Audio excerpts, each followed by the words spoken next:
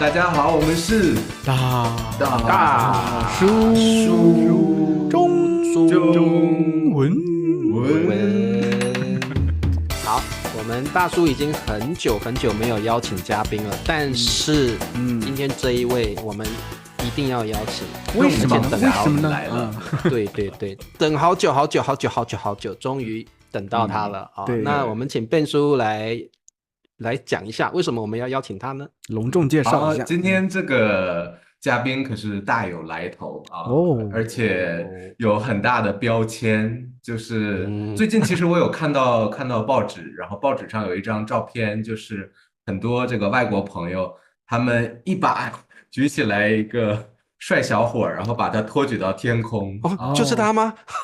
这就是个他吗？今天我们就把这位很托举到重磅天空的人是吧？这个汉语桥比赛的冠军，2024届的冠军，哇邀请到了我们的哇，欢迎欢迎大叔欢迎欢迎欢欢迎杰明对何杰明同大叔们谢学。谢对对对，好，OK。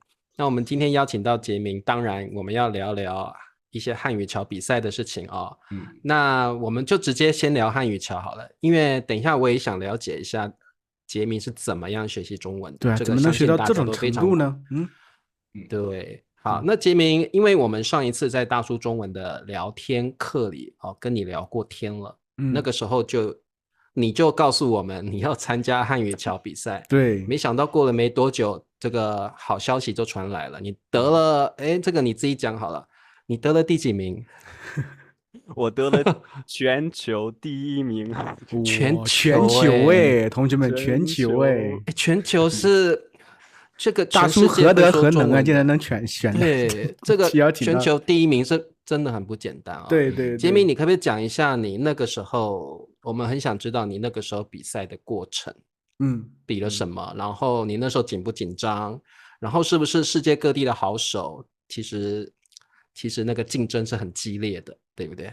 对对对，就是嗯本来我们都是在自己国家要比赛嘛，所以对本来就很难。就对在比利时有11位要参加那个候选赛，对对对，是一个光比利时是一个国家，然后好就像还有11欧洲区的这个比赛，对是不是？还有欧洲区啊哈，对对，所以现在我在比利时拿到第一名，对吧？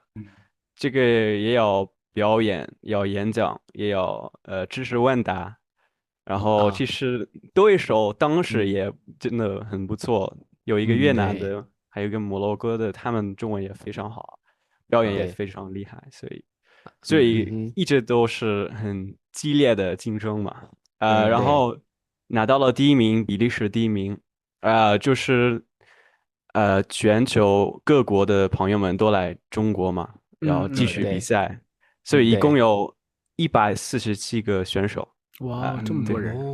哇，我觉得才艺是不是要准备很多呀？因为如果才艺用了一次，第二次再重复就不太好了，是不是？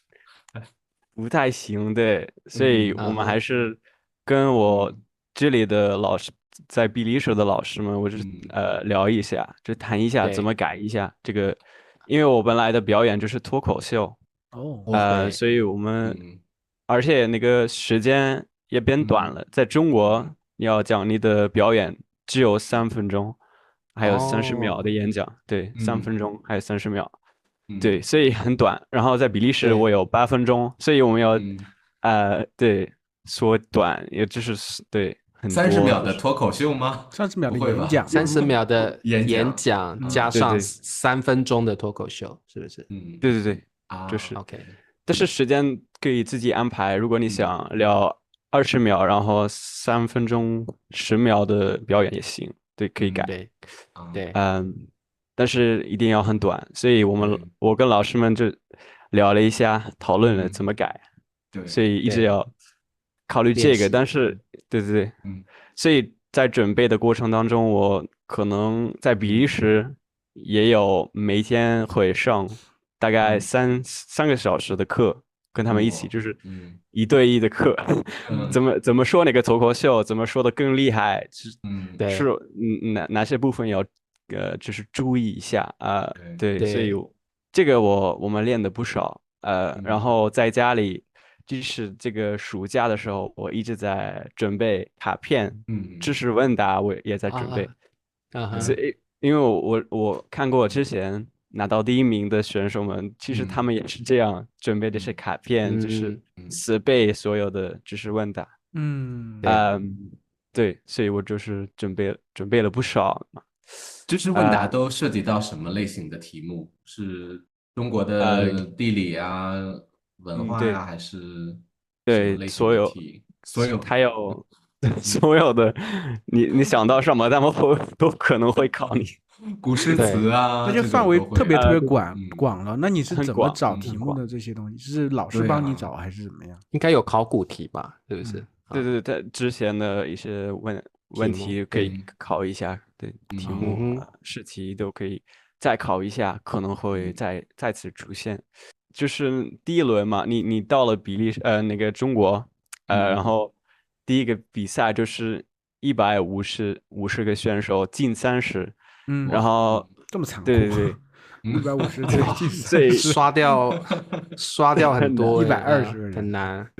对，所以我当时真的不知道我会不会进去，会不会进入那个30强嘛？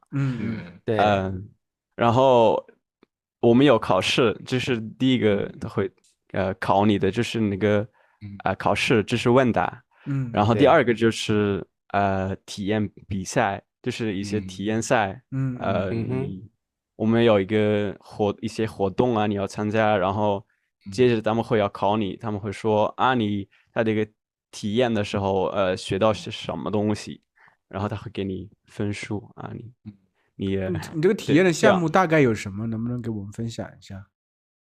对，比如说我们评了一下各种茶嘛，茶、红茶，茉莉花茶，对这些，然后他会给你3杯茶，然后你要品一下，然后跟我说一下是哪个茶，哪种茶这么难吗？这太难了吧？不只是可以猜出来，可以猜得出来啊，可以猜得出来，因为颜色，然后茉莉花你知道是哪种，可以很香，对，然后对，所以还是可以猜得出来。所以这些比赛更多是一种知识储备方面的，不是说你说中文的口语方面的，对吧？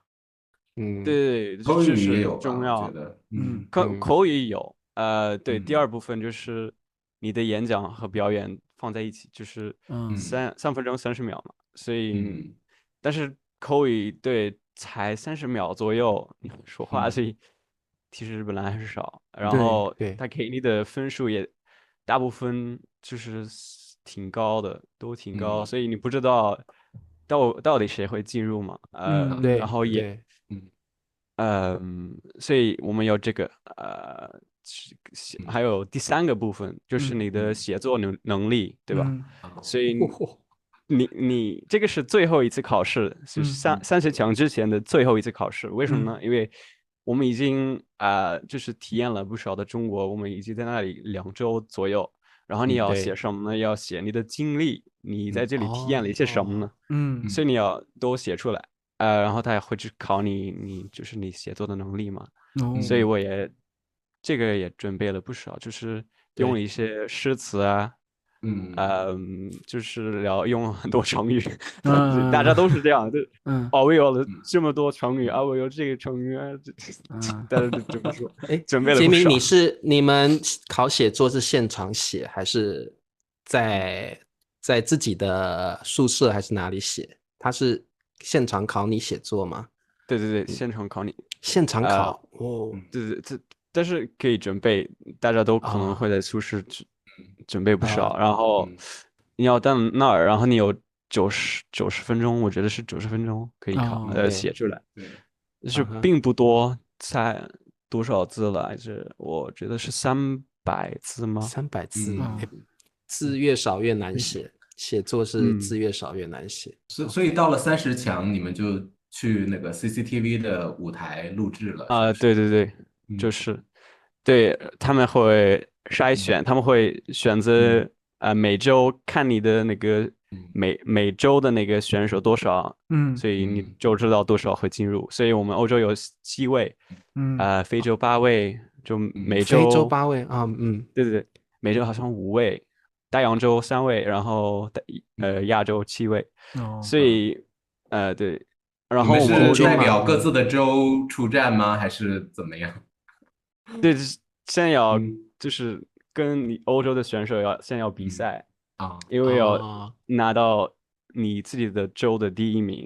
第一名，那然后欧洲很多人呢，你刚才说好像38个，哇，所以进入前7位也并不容易，因为很多厉害的选手就有。所以你跟欧洲的其他选手现在还是朋友吗？是什么话？不讨厌我的，把他们都淘汰了。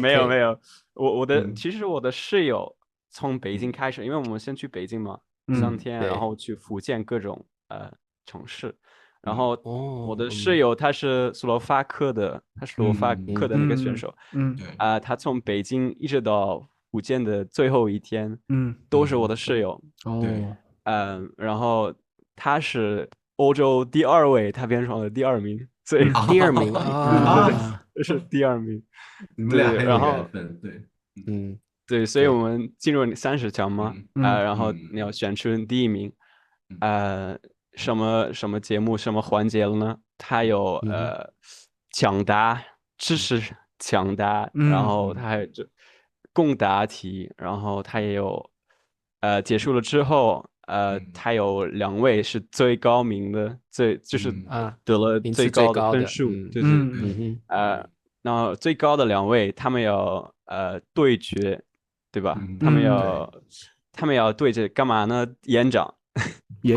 最后的对决是演讲啊。对，欧洲的前2位就是我前2位，你跟你的室友在哪里？对，在演讲是有准备的，还是说就是自由的、临时的演讲？我们没有很多时间，因为才几天知道这些规则，所以我没有很多时间去准备，所以从零基础就记住整个稿子就很难，对吧？对，所以刚好我在那个福建的那个过程当中，我就记住了一个诗词，所以我就用了那个朱熹的诗词，所以我这样在演讲当中可以用出来啊，这个比较出彩一些，加分项。对，你就打败了你的室友。对，这样，他说他没有很认真准备这个演讲，他说，我要说一下，我在欧洲的一个朋友，我要提到他的名字，因为我就说了我要去提到一下。不行了，我觉得对中国观众一定说出这个朱熹的，这个会很打动。对呀，我很幸运，对，但是这样，但是他没有很讨厌我，就是他人很好，他就说，我本来就很难过，但是其实我为你开心，我觉得你可以的，然后他一直都相信我可以的，他一直说，每次筛选的前一天，我们都会写出来哪个国家会被淘汰呢？哪个国家会进入呢？他一直会写比利时、斯洛伐克一定会进入，你们互相鼓励了，有点那个饥饿游戏的那个感觉。对呀。那杰明，我有点好奇，你还记得你在福建看到那个朱熹的诗词是写什么吗？你还记得吗？天光云影共徘徊，问渠那的听如许。唯有源头活水来，是那个他第一句是半亩方塘什么吧，不是？对吧？对，对，我一下就感觉回到我的高中时光。对，这个而且杰明还能记得这么清楚，真的是蛮厉害的。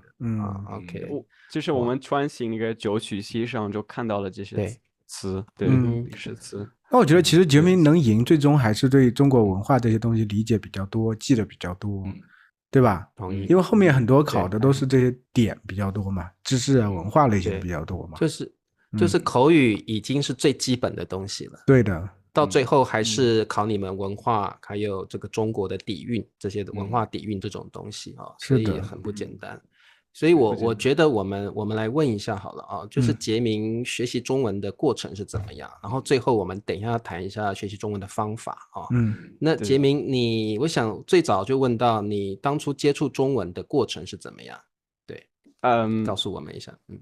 我本来就是出于好奇学的中文，就是因为我就想学一下一门新的语言，我本来就对语言感兴趣。然后我本来是学英文和法语老师的，法语，对，在比利时。对，然后本科毕业后，我已经学了好像1年左右的中文，就是自学的，全是自学的。自学对。然后我就决定要么去工作，要么去追求这个兴趣。对，所以我一直在怎么说徘徊吗？可以用吗？对，可以啊，可以，很好，徘可以啊，可以啊。对，要不要学中文？在比利时的中文系，所以我还是决定了，好吧，试一下吧。然后对我当时第一个学期开始，我就大概学了1年半的中文，自学的。然后到现在，对，到现在我们刚刚开始读3年级，所以我学了3年多的中文，现在3年多了。学明现在你多大呀？能方便问一下吗？24岁。你才学了3年多的中文。3年的中文。那到现在，对啊，水平这么高了，到现在你才学了3年中文。开一下门啊，你去开门了。我们还是要等一下变速，不然怎么缺一个洞怎么办？那杰明，我想了解一下哦。刚刚听你这样叙述，其实你只短短的学了3年多一点点的时间，然后你的中文水平、口语我们就不用提了，已经非常厉害了。那更厉害的是你对中国文化的了解还有兴趣，对不对？你可不可以聊一下，就是你为什么对中国文化或这种文化的东西这么有兴趣，这么了解呢？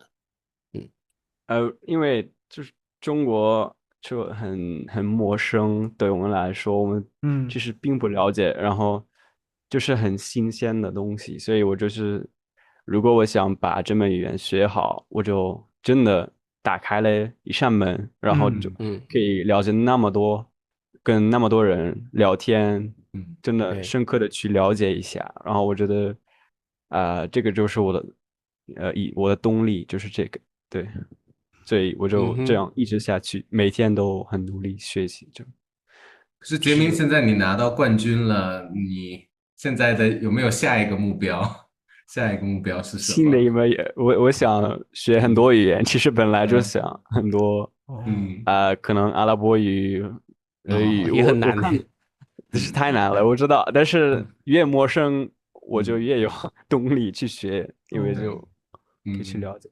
因为我在油管上也看了一些会说很多语言的一些人，然后觉得哇，这么厉害，可以跟那么多人聊天，就了解那么多，所以他们也是我的灵感吧，可以这么说。就本来我看了那个老鼠，不知道你们有没有？我知道，后来不是出事走了吗？还是？对，他不在了，但是对。是我第一次看到他的视频，我都不知道这个消息，然后就听到了，然后他也给我这个动力嘛，就继续学习。对，继续学习。对，我刚才听到杰明说动力，当然我觉得其实好多学习中文朋友都有动力，但是动力不足以就是让你，比如说在2-3年之内你这个发音能这么好，就是你有没有什么方法，就是和别人不一样的，或者你自己说是不是有天赋啊等等这些。我想了解一下这方面的事情。我这么做的就是一开始就看很多，其实一开始就是多邻国，但是我马上就用了 YouTube 是更方便。很快就用到 YouTube。为什么你会决定就是我不要用多邻国了？我还是用了，因为才会每天看你有没有练习，所以你必须得每天用这个软件。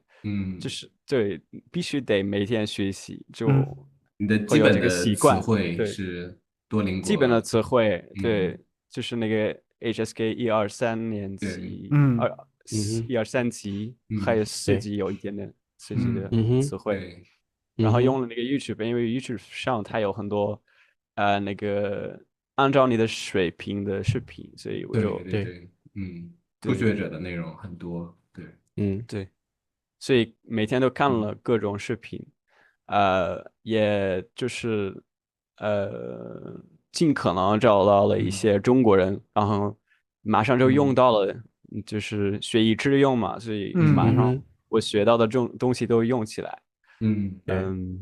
那大家其实都会用到有各种各样的学习中文的材料。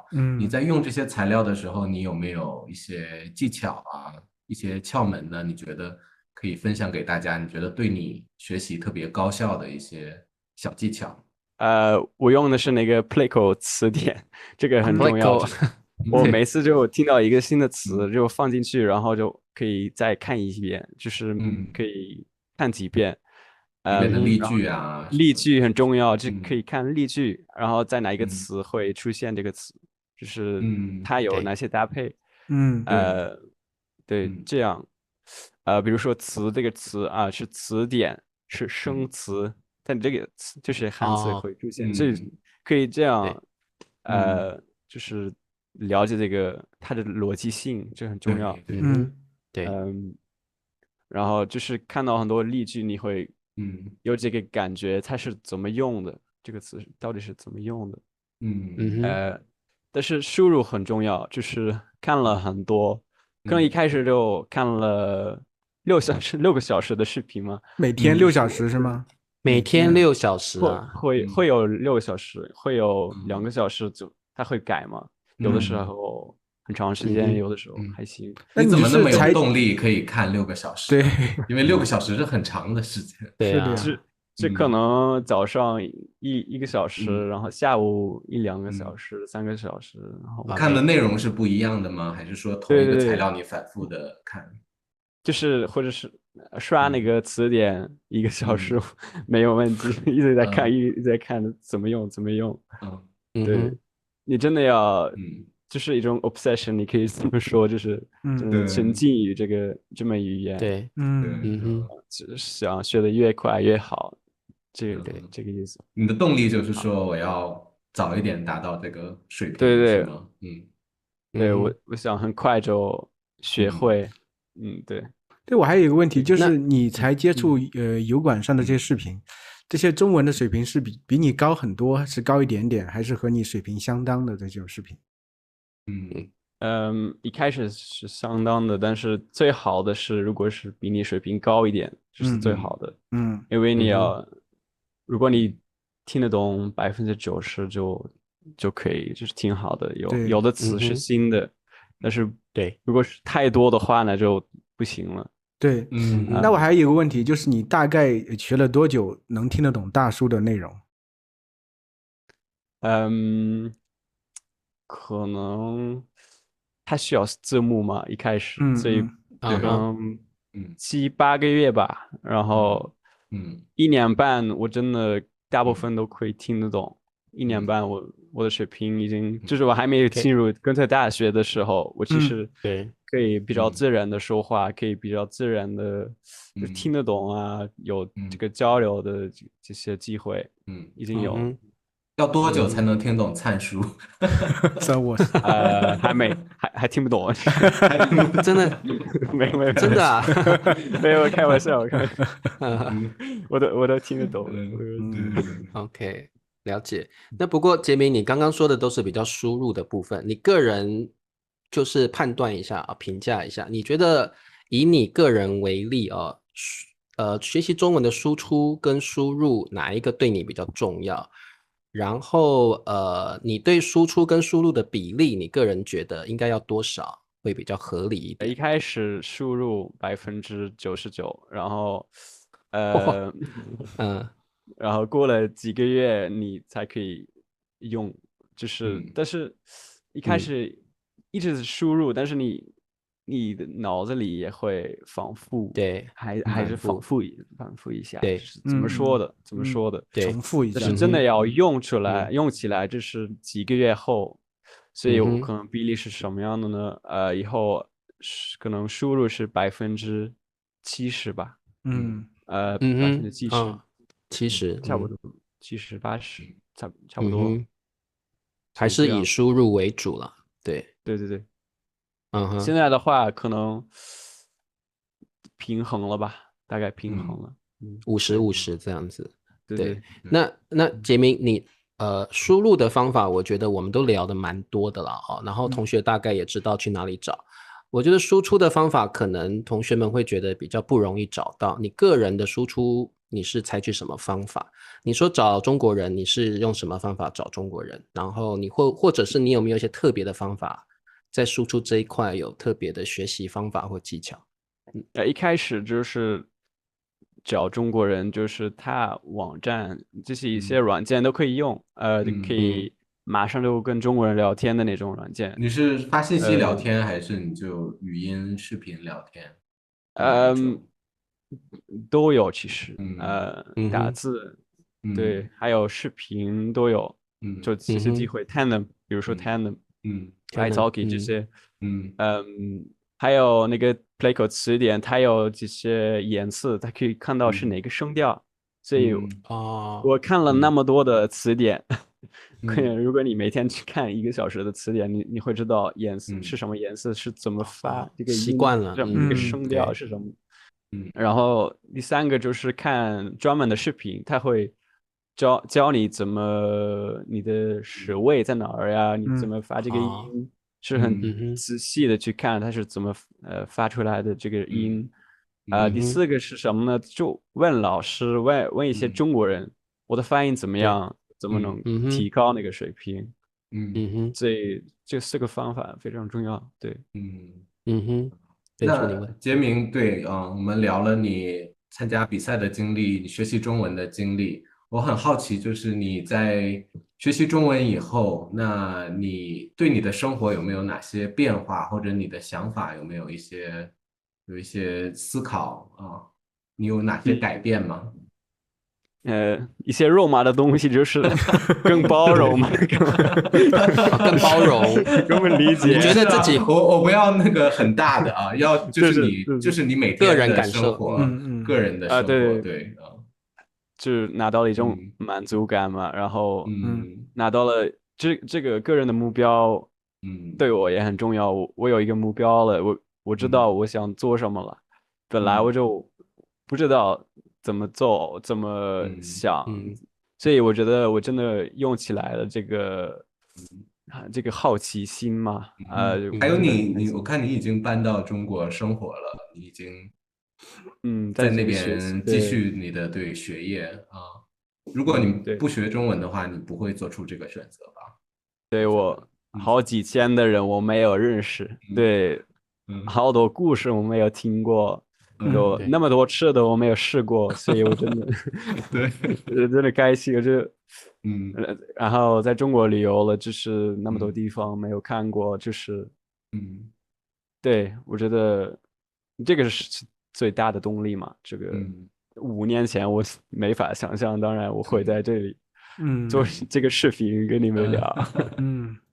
对，这个学习语言可以到这个程度，就是说，其实你也通过这个语言，不只了解这个国家，你参加了汉语桥，又通过了汉语桥这个比赛，又认识好多国家的人，然后跟很多人可能参赛者有革命情感，然后又因为这个比赛到了中国各地去旅游，去实际参加很多活动，我觉得那个体会绝对是你只在西班牙生活的人，你还可以感受到更多，对不对？杰明是比利时人，比利时人，对不起，我刚刚讲的哪里？西班牙说的呢？西班牙。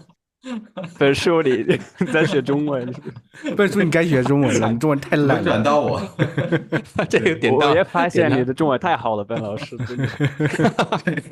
作为西班牙人，你是有什么经验呢？告诉我们，分享一下。告诉我们一下，还是中国护照很重要啊！对，是OK， 我觉得杰明这样蛮不容易的啦。那我想问一下未来一点的问题啊，杰明你未来对自己有没有什么打算？除了学另外一门外语之外，你有没有想过未来想做什么？怎么样的职业或者怎么样的生活？你有没有想过？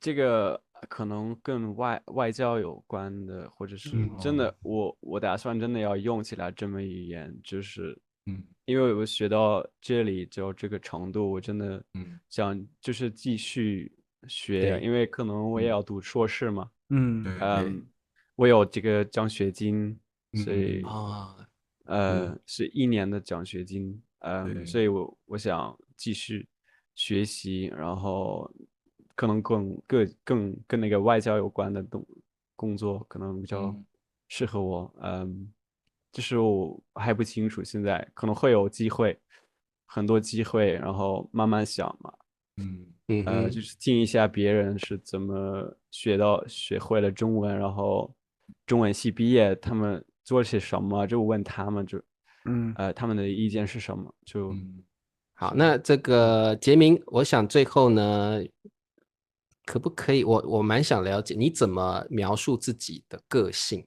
你觉得你自己是怎么样的人？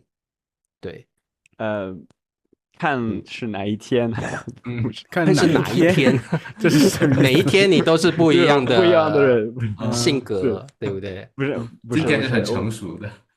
一般来说，我比较内向嘛，可以这么说。对，喜欢运动，我是一个要想比较多的人，可能就是还慢慢在了解自己还有别人，所以因为我还年轻，其实我并不知道我是什么样的人，还不能定义，还在自己了解自己的过程，还在探索自己。那杰明，你因为我们对比利时人都不太了解，你算是一个典型的比利时人吗？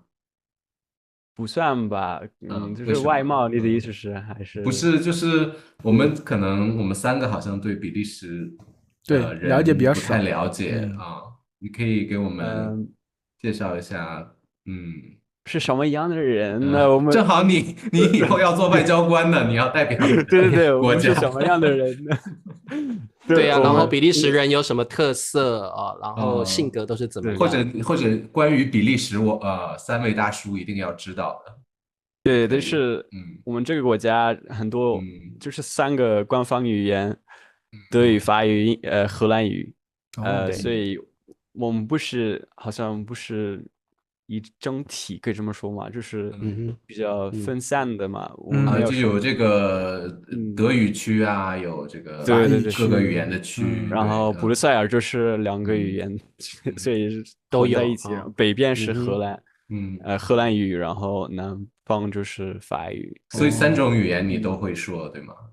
我们在学校里都要学吗？学校里要学一点点的德语，但是大部分是法语。你开始学法语在8岁、9岁、10岁，应该是10岁吧，开始学。然后英语12岁才开始学习，然后德语可能看你是什么专业的学习什么的，是16岁开始的。那荷兰语不是还有荷兰语吗？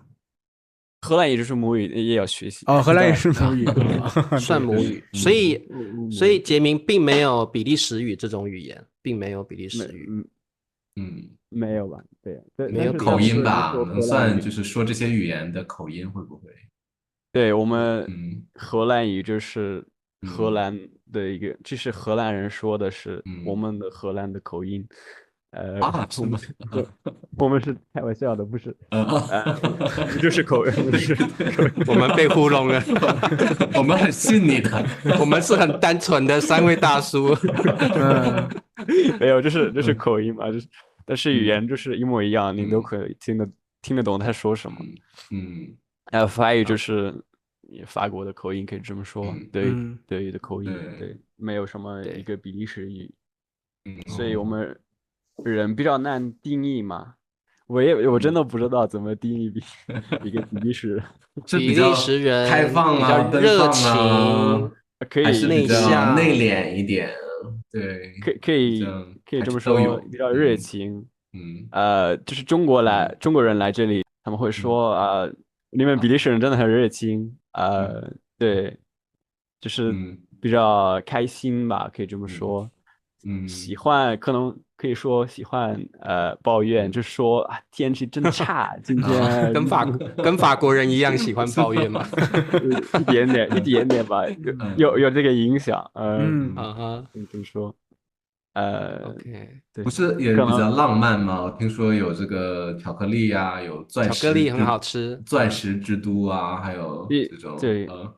有老城市啊，根特布鲁日比较老的城市，所以可能这些地方比较浪漫，然后南方又不一样了，它是有大自然，可能跟武夷山我体验的差不多，所以然后北边可能自豪一点吧，更自豪一点点。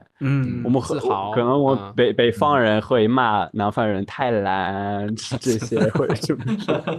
比利时不是一个很小的国家嘛，所以就会。怎么也南北也有那个什么？南北就有一些有一些这些话，对然后北边就是靠那个海边嘛，所以有这些城市，有一些港口在那里，所以北边也发达的比较厉害，就是比较富裕一些，跟南方做比较，对，跟南方做比较。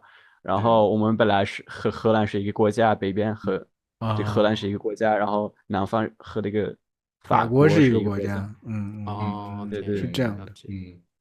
对，所以我们有的人会觉得自己是弗拉芒人，有的人会觉得自己是瓦朗人，然后很多人也是觉得我们就是一个国家，我们是一大体，我们是比利时人，大部分人会这么说，就是看人，然后可能偏右边的人，也变多一点了，最近对，现在，但是我觉得这个概念就是这个情况在很多国家已经发生了，就是很多偏右边的人对，欧洲的话，因为他们要对改变，我们要比较激进一点，对，民族主义的感觉比较多了，对，民族主义右翼，对，比利时人是什么人呢？这很难定义，真的很难定义，是很难定义。然后，所以杰明也有很有比利时人的风格哦，就是他现在也还在探索自己所以我觉得杰明这个小伙子前途无量就是小年纪，然后这么年轻，就3年就可以把中文学得这么好。最主要，我觉得语言是其次，他能够把文化底蕴涉猎的这么深入，我觉得真的很不简单。对，然后当然也是因为喜好，我觉得杰明有点天赋吧，应该有，真的是很不简单。对，我觉得蛮不简单的。然后杰明我也觉得他很绅士看起来就是我觉得他的小脑袋瓜会思考很多事情，就是比较很谨慎的，他比较沉稳了，你能感觉出来。对，沉稳，我觉得很稳重。虽然他才20几岁，但是他非常稳重。对，所以他胡子一留就是一个大叔了，真的。对，杰明，你可以留个胡子，可能你留个胡子会很帅，真的会很成熟。是的，然后再搭配你的个性，哇，那个感觉就非常的一个沉稳的绅士对，不简单。对，考虑一下，带着胡子去东北澡堂搓澡，好奇怪的画面。OK， 好，那东北话来说话。我就是来着这里，然后这什么？对你还可以学一点东北话，对，范老师一定教我一些。杰明私下有问我觉得他在节目上很成熟的一面，但私下还是很闷骚的一面闷骚，跟我学了一些。对，毕竟是年轻人嘛对，年轻人嘛。对比较活泼一点。好，那杰明今天就跟你聊到这儿，我们也真的学到很多汉语桥的比赛方式了，然后再来就是我们对杰明这个人也有一些了解了，蛮好的好，那杰明，我们下次有机会再多聊聊，下次再跟你聊，就是你可能比较体验东北的生活之后我们可以再多聊聊你对于这个东北的感觉好，OK， 好，那今天就谢谢杰明咯。我们下次有机会再多聊聊了 ，OK？ 好，杰明，下次见咯 ，OK？ 下次见，拜拜，谢谢杰明，谢谢杰明，拜拜，拜拜。